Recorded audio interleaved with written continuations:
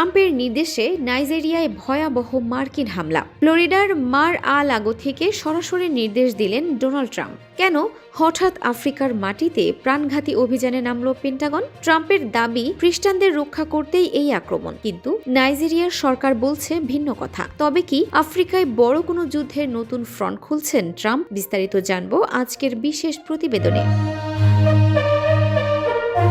President Donald Trump ও মার্কিন সামরিক বাহিনী নাইজেরিয়ার উত্তর পশ্চিমাঞ্চলে আইএসের লক্ষ্যবস্তুতে বিমান হামলার খবর নিশ্চিত করেছে। ট্রাম্প নিজের সামাজিক যোগাযোগ মাধ্যম ট্রুথ সোশ্যালে জানিয়েছেন, কমান্ডার ইন চিফ হিসেবে তার নির্দেশে আইএসের বিরুদ্ধে শক্তিশালী ও প্রাণঘাতী হামলা চালানো হয়েছে।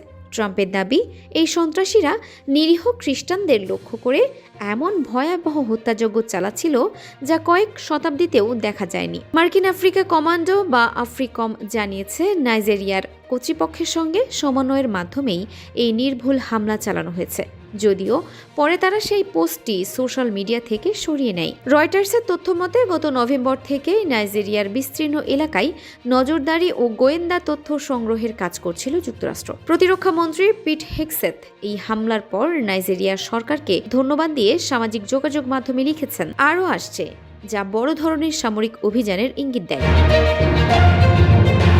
নাইজেরিয়ার সরকার যুক্তরাষ্ট্রের সাথে নিরাপত্তা সহযোগিতার বিষয়টি স্বীকার করলেও ধর্মীয় ইস্যুতে কিছুটা দ্বিমত পোষণ করেছে। নাইজেরিয়ার পররাষ্ট্র মন্ত্রণালয় জানিয়েছে, সশস্ত্র গোষ্ঠীগুলো শুধু খ্রিস্টান নয়, বরং মুসলিম ও খ্রিস্টান উভয় সম্প্রদায়কেই লক্ষ্য করে হামলা চালায়। দেশটির উত্তর পূর্বাঞ্চলে একটি মসজিদে আত্মঘাতী হামলায় 5 জন নিহত হয়েছেন। নাইজেরিয়ার প্রেসিডেন্ট বোলা টিনুবু বড়দিনের বার্তায় সব ধর্মের মানুষের মধ্যে শান্তির আহ্বান জানিয়েছেন এবং ধর্মীয় স্বাধীনতা রক্ষার অঙ্গীকার করেছেন।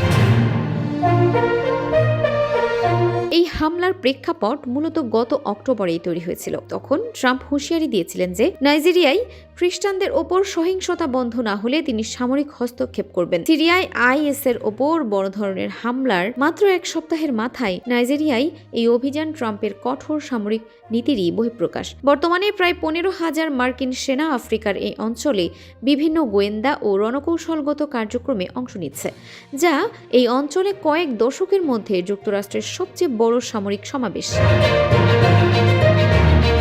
ট্রাম্পের এই সরাসরি হস্তক্ষেপ কি নাইজেরিয়ায় আইএস নির্মূল করতে পারবে, নাকি এটি ধর্মীয় উত্তেজনাকে আরও উস্কে দেবে? আফ্রিকার রাজনীতিতে যুক্তরাষ্ট্রের এই সক্রিয়তা কি দীর্ঘমেয়াদে সংঘাতের ইঙ্গিত?